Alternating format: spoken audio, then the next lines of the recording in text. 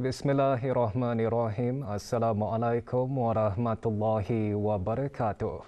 Kebawah Dulia Maha Mulia Paduka Seri Baginda Sultan Haji Hassanah Bolkiah Muizzaddin Wad-Daulah Ibni Almarhum Sultan Haji Omar Ali Saifuddin Sa'dul Khairi Waddin Sultan dan Yang di-Pertuan Negara Brunei Darussalam kemarin berkenan mempengerusikan sidang-sidang kemuncak ASEAN ke-38 dan ke-39 yang bertemakan We Care, We Prepare, We Prosper secara maya melalui persidangan video dari Baitul Masyuarah Istana Nurul Iman.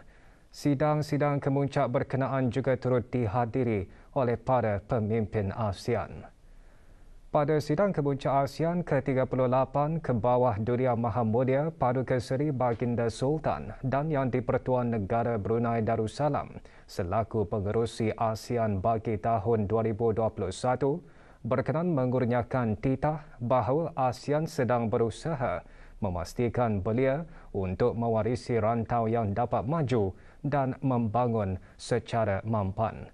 Dalam perkara ini, Kebawah Dulia Maha Mulia yakin bahawa circular economy yang dilaksanakan oleh ASEAN akan meningkatkan kecekapan dan menjadi asas kepada pemulihan hijau. Selain itu, Kebawah Dulia Maha Mulia mengalu-alukan kerja-kerja ASEAN untuk melindungi golongan-golongan rentan melalui ASEAN Comprehensive Framework on Care Economy bagi memastikan pemulihan secara inklusif. Baginda bertitah inisiatif tersebut akan memperkukuhkan kesiapsiagaan ASEAN dan melindungi kebajikan dan pembangunan penduduk serta membolehkan kemakmuran mampan untuk semua. ASEAN titah baginda telah mencapai kemajuan dalam meningkatkan usaha-usaha pembangunan komuniti ASEAN dan pada masa yang sama dalam menangani pandemik COVID-19. Kesepaduan dan usaha sama ASEAN juga penting bagi masa depan serantau dalam dunia yang cepat berubah. Baginda bertitah negara Brunei Darussalam pada tahun ini menekankan kepentingan untuk memeduli rakyat dan mempersiapsiagakan mereka ke arah masa hadapan. In particular, ASEAN has continued to empower its youth to be resilient and dynamic in preparing themselves to be leaders by developing their skills and knowledge. We have established the ASEAN's Junior Fellowship Program, which Brunei Darussalam is pleased to fund for the next 10 years. Terdahulu, para pemimpin mendengarkan laporan daripada Tuannya Terutama Datuk Paduka Lep Jok Hoi, Setiausaha Agung ASEAN yang merangkumi usaha-usaha pemulihan ASEAN dalam memberikan tindak balas terhadap pandemik COVID-19 dengan mengutamakan keselamatan vaksin dan kejayaan pelaksanaan rangka kerja pemulihan serta keperluan untuk mengoperasikan kesaling hubungan dan pendigitalan untuk menerajui pemulihan serantau. Di samping itu, para pemimpin ASEAN juga memuji usaha-usaha kolektif ASEAN dalam menjayakan kemajuan visi komuniti ASEAN pasca 2025 sambil menggesa untuk meneruskan kerjasama dengan rakan-rakan kongsi luar dalam meningkatkan rangka kerja serantau ASEAN dalam persediaan menghadapi kecemasan kesihatan awam pada masa hadapan. Para pemimpin menekankan kepentingan bagi pengedaran vaksin yang berpatutan dapat diakses dan saksama serta sokongan perubatan, teknikal dan kewangan di seluruh rantau ini. ASEAN juga harus memanfaatkan peluang untuk membangun sektor digital untuk mempercepatkan pemulihan ekonomi serantau.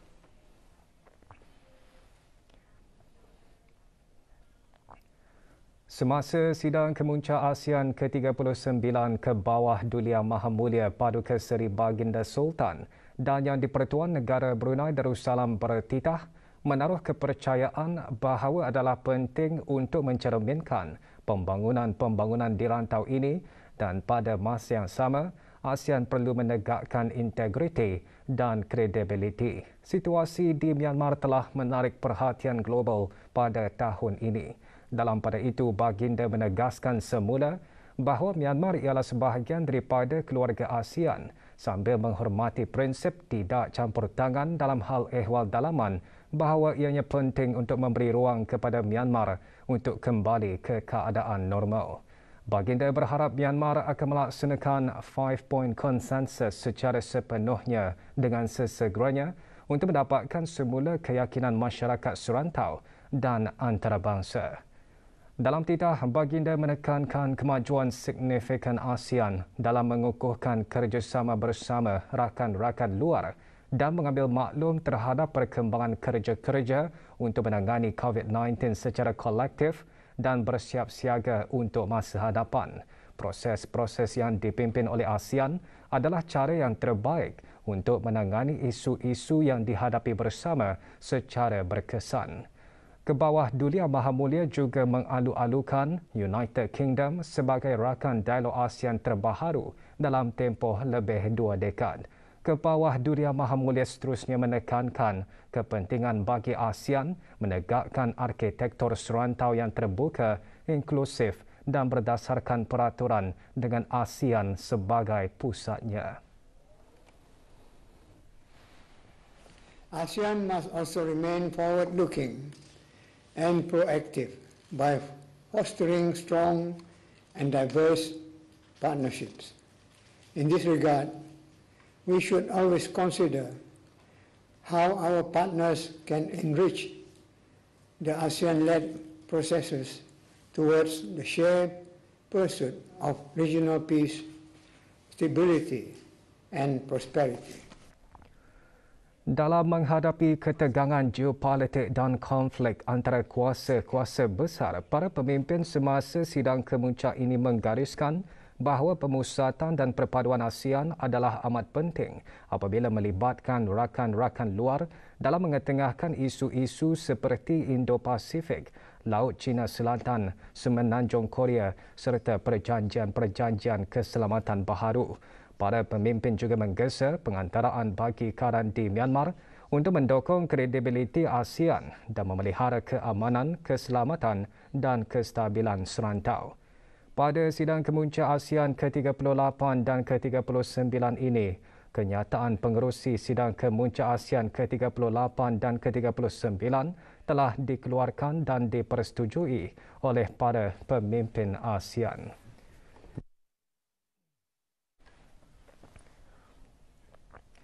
Para pemimpin ASEAN juga bersama-sama meluluskan Bandar Seri Begawan Declaration on the Strategic and Holistic Initiative to Link ASEAN Responses to Emergencies and Disasters, ASEAN Shield, ASEAN Leaders Declaration on Upholding Multilateralism, ASEAN Leaders Declaration on the Blue Economy, Terms of Reference for the High-Level Task Force on the ASEAN Community's Post-2025 Vision and the Roadmap, Consolidated Strategy on the Fourth Industrial Revolution for ASEAN, ASEAN Leaders Statement on Advancing Digital Transformation in ASEAN, ASEAN Comprehensive Framework on Care Economy, ASEAN Strategic Policy Framework on Promoting an Adaptive ASEAN Community of Greater Understanding, Tolerance and a Sense of Regional Agendas among Peoples of ASEAN, ASEAN Joint Statement on Climate Change to the 26th Conference of the Parties to the United Nations Framework Convention on Climate Change, UNFCCC COP26, Bandar Seri Begawan Declaration on the Importance of the Family for Community Development and Nation Building, ASEAN Declaration on Promoting Competitiveness, Resilience and Agility of Workers for the Future of Work, ASEAN Leaders Declaration on the Reformulation and Production of Healthier Food and Beverage Options, dan Declaration on the Elimination of Bullying of Children in ASEAN. Kebawah Dulia Maha Mulia Paduka Seri Baginda Sultan dan Yang di-Pertuan Negara Brunei Darussalam di sebelah petang kemarin berkenan mempengerusikan sidang kemuncak ASEAN Republik Korea ke-22 dan sidang kemuncak ASEAN China ke-24 secara maya melalui persidangan-persidangan video dari Baitul Masywarah Istana Nurul Iman. Pada sidang kemuncak ASEAN Republik Korea ROK ke-22, Kebawah Dulia Maha Mulia Paduka Seri Baginda Sultan dan Yang di-Pertuan Negara Brunei Darussalam selaku pengerusi ASEAN bagi tahun 2021 bertitah menekankan keperluan untuk terus berpandangan jauh dan membina masyarakat yang berdaya tahan dan siap siaga pada masa hadapan dengan menambah kapasiti belia untuk membantu dalam keselamatan pemakanan dengan menggunakan teknologi pertanian moden sebagai usaha tambahan kerana mencapai perkembangan dan pembangunan mampan di rantau ini serta menerima manfaat daripada revolusi industri keempat.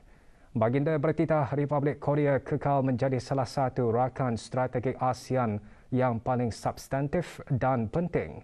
Baginda seterusnya menzahirkan kegembiraan atas kemajuan dan pencapaian hubungan ASEAN Republik Korea sejak beberapa tahun ini.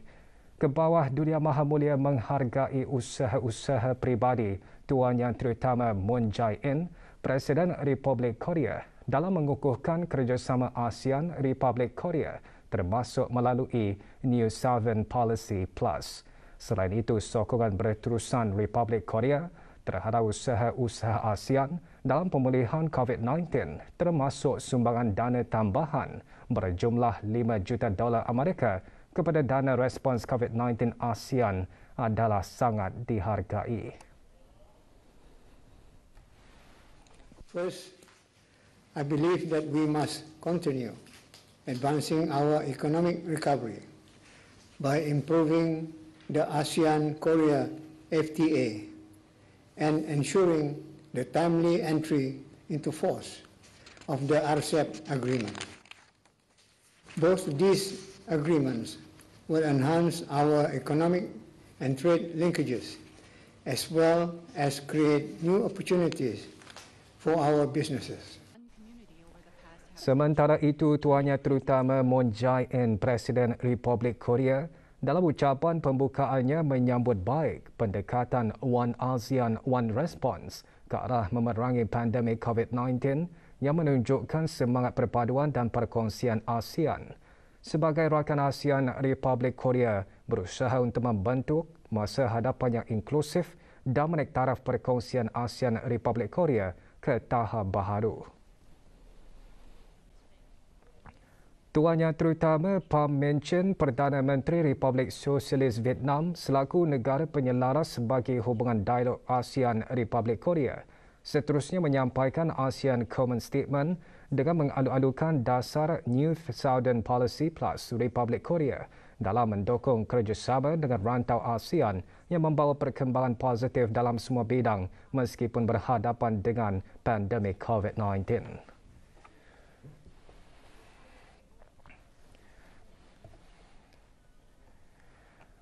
Tuan Yang Terutama Pham Minh Chinh berharap akan dapat memperluaskan rakan kongsi strategi ASEAN Republik Korea dengan menjamin kejayaan penduduk masing-masing dan kemajuan dalam bidang-bidang seperti perniagaan, perjalanan dan teknologi digital. Dalam menangani cabaran-cabaran yang mendatang, ASEAN dan Republik Korea harus meneruskan dialog ke arah memupuk kerjasama membina dalam kalangan semua pihak yang berkenaan. Semasa sidang kemuncak tersebut, para pemimpin memuji tindak balas cepat Republik Korea terhadap pandemik dan mengalu-alukan inisiatif Republik Korea untuk menjadi pusat vaksin global utama dalam memastikan akses kepada vaksin secara saksama dan mampu milik di rantau ini. Para pemimpin juga menggalakkan peningkatan kerjasama ke arah pemulihan dan pembangunan mampan melalui pertukaran pengetahuan dan amalan terbaik dalam pelbagai bidang termasuk ekonomi digital, pertumbuhan hijau, kesihatan awam dan e-dagang. Pemulihan ekonomi serantau perlu memfokuskan kepada meningkatkan kesaling hubungan dan kesepaduan melalui rantaian bekalan terbuka dan meningkatkan perdagangan dan pelaburan. Pada penghujung sidang kemuncak tersebut, para pemimpin ASEAN dan Republik Korea sama-sama meluluskan kenyataan bersama 22nd ASEAN Republic of Korea Summit on Advancing ASEAN Republic of Korea Cooperation for People-Centered Community of Peace and Prosperity. Pada sidang kemuncak ASEAN China ke-24 ke bawah Duli Yang Maha Mulia bertitah menekankan tentang keperluan bagi ASEAN dan China untuk terus menanai multilateralisme dan undang-undang antarabangsa termasuk Piagam Pertubuhan Bangsa-Bangsa Bersatu dan 1982 United Nations Convention on the Law of the Sea UNCLOS. Dalam titah ke bawah Duli Yang Maha Mulia antara lain menyampaikan penghargaan atas sumbangan vaksin dan bekalan perubatan daripada Republik Rakyat China kepada negara-negara anggota ASEAN termasuk negara Brunei Darussalam. Ke bawah Duli Yang Maha Mulia mengetengahkan bahawa Republik Rakyat China terus memainkan peranan penting dalam pembangunan jangka panjang rantau ini yang terbukti menerusi kerjasama pelbagai bidang merangkumi ekonomi pertukaran antara penduduk dan tindak balas terhadap pandemik. Dalam hubungan ini, baginda mengalu-alukan sidang kemuncak bagi memperingati 30 tahun hubungan dialog ASEAN-China pada bulan November 2021 yang merupakan peluang baik untuk mengimbas kembali perkongsian ASEAN-China sepanjang 30 tahun dan seterusnya memberikan hala tuju hubungan kepada peringkat seterusnya yang akan memanfaatkan penduduk dan rantau ini. Going forward, it is our hope that China, with its vast technical expertise, will support ASEAN by preparing our people with the skills and tools needed to capitalize on and benefit from the digital economy and the fourth industrial revolution. Sementara itu, Tuannya Terutama Li Keqiang, Premier of the State Council of the People's Republic of China, dalam ucapannya antara lainnya menekankan komitmen China kepada multilateralisme, kerjasama anti-COVID, mempertingkatkan kerjasama pembangunan ekonomi dan perdagangan serta arkitektur serantau yang berpusatkan ASEAN, di mana ASEAN kekal berdiri sebagai keutamaan diplomasi China dalam integrasi dan pemusatan ASEAN. Tuannya Terutama Datuk Paduka Lim Jock Hoi, Setiausaha Agung ASEAN, menyampaikan kenyataan bersama ASEAN mengenai hubungan dialog ASEAN-China yang antara lainnya menggariskan sokongan untuk mempertahankan kesepaduan ASEAN dalam arkitektur serantau yang sentiasa berkembang serta kepentingan multilateralisme, regionalisme dan undang-undang antarabangsa dalam menyokong keamanan dan kemakmuran serantau.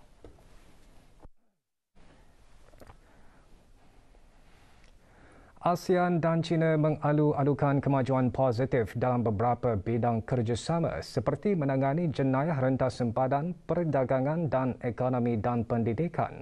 Tuannya Terutama juga mengambil maklum terhadap cadangan China untuk menubuhkan perkongsian strategik komprehensif bersama ASEAN.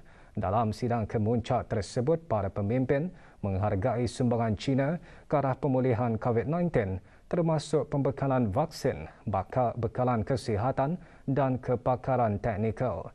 ASEAN dan China merupakan rakan perdagangan terbesar. Oleh itu, para pemimpin berharap untuk menaik taraf perjanjian perdagangan bebas ASEAN-China dalam usaha untuk mematuhi sistem perdagangan pelbagai hala.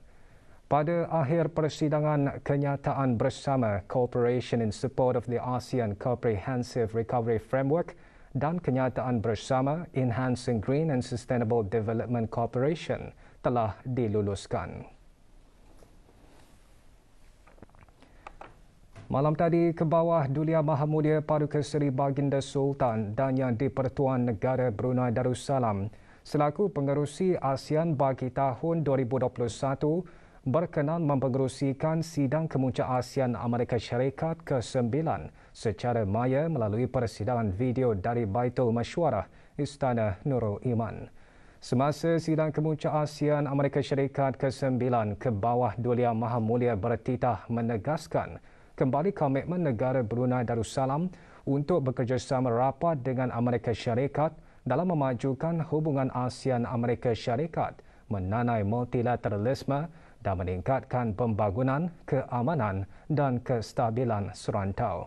Dalam titah baginda mengalu-alukan tuannya terutama Presiden Joseph Biden yang buat julung kalinya menghadiri sidang kemuncak ASEAN Amerika Syarikat dan seterusnya menzahirkan rasa puas hati atas penglibatan proaktif Amerika Syarikat dengan ASEAN sejak tuannya terutama menjadi Presiden Amerika Syarikat. Baginda kemudiannya menggariskan kepentingan mempersiapkan generasi masa hadapan dengan kemahiran yang bersesuaian dan relevan kepada revolusi perindustrian keempat. Selain itu, baginda juga menyeru kerjasama ASEAN Amerika Syarikat dalam bidang teknologi digital, inovasi dan ekonomi bagi membantu membina kapasiti ASEAN dengan memanfaatkan digital solution ke arah pembangunan mampan bagi rantau ini serta ke arah usaha-usaha pemulihan COVID-19. We also look forward to the U.S. support in further strengthening ASEAN capacity to manufacture and produce vaccines. Such support will better prepare ASEAN for any future public health emergencies and reduce vaccines supply disruption in the region. Sementara itu, tuannya terutama Joseph Biden, Presiden Amerika Syarikat dalam ucapannya menegaskan semula komitmen Amerika Syarikat terhadap kesepaduan ASEAN dan menaruh harapan untuk memperkukuhkan hubungan yang lama terjalin di antara ASEAN dan Amerika Syarikat melalui penerokaan bidang-bidang kerjasama yang baharu. Tambahan lagi, tuannya terutama juga berharap akan dapat memajukan kepentingan-kepentingan bersama, nilai dan visi bagi mempertahankan kedayatahanan dan keselamatan di rantau ini. Tuannya terutama Joko Widodo, Presiden Republik Indonesia selaku negara penyelaras bagi hubungan dialog ASEAN Amerika Syarikat menyampaikan ASEAN Common Statement yang antara lainnya menggariskan keperluan bagi ASEAN dan Amerika Syarikat untuk memperkukuhkan keamanan dan kestabilan di rantau ini, mengutamakan integrasi ekonomi dan kerjasama bagi meningkatkan kemajuan yang mampan serta berharap agar Amerika Syarikat menjadi rakan kongsi penting dalam arkitektur kesihatan baharu ASEAN.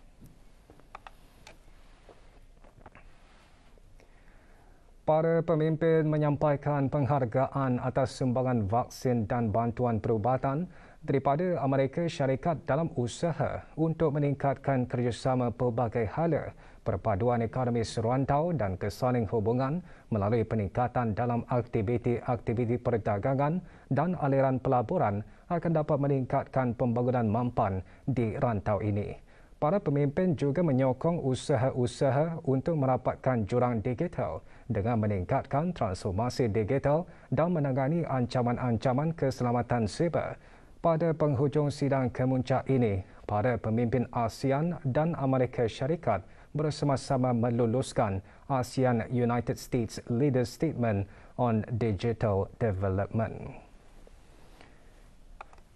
Ke bawah Duli Yang Maha Mulia Paduka Seri Baginda Sultan Haji Hassanah Bolkiah Mu'izzuddin Wad Daulah, Ibni Almarhum Sultan Haji Omar Ali Saifuddin Sa'du Khairiwaddin, Sultan dan Yang di-Pertuan Negara Brunei Darussalam telah berkenan menghantar titah perutusan tahniah kepada The Right Honourable Justin P.J. Trudeau, Perdana Menteri Kanada, berikutan dengan pelantikannya semula sebagai Perdana Menteri Kanada.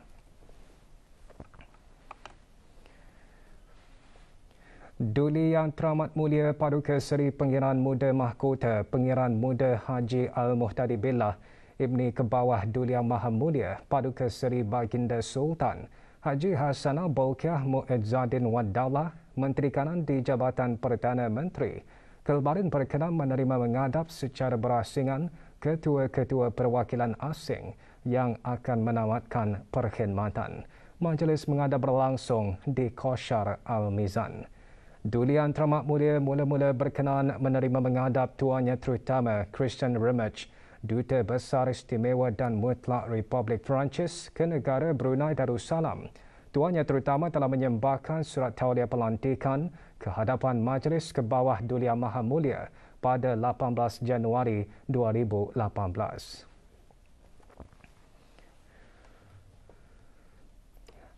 Duli Yang Teramat Mulia seterusnya berkenan menerima menghadap Tuannya Terutama AG Yamamoto, Duta Besar Istimewa dan Mutlak Jepun ke negara ini.